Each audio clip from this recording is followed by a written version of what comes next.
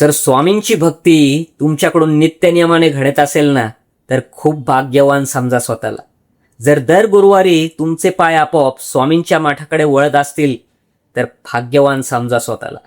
या जगात कोणालाही न दुखवता, कोणाचंही वाईट न चिंतता जर तुम्ही तुमचं आयुष्य जगू शकत असाल ना, तर खरोखरच भाग्यवान समजा स्वतःला.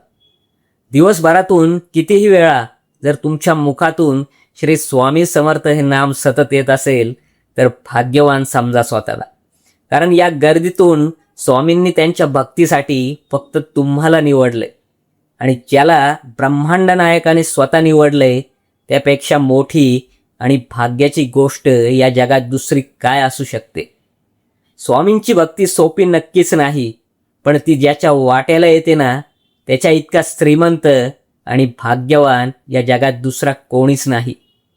म्हणूनच आता अशा प्रत्येक गोष्टीपासून, अशा प्रत्येक व्यक्तीपासून आणि अशा प्रत्येक विचारापासून लांब राहूया, जे आपल्याला आपल्या स्वामींच्या सेवेपासून दूर घेऊन जातील. आपल्या स्वामी भक्तांपर्यंत ही रील नक्कीच शेअर करा. श्री स्वामी समर्थ.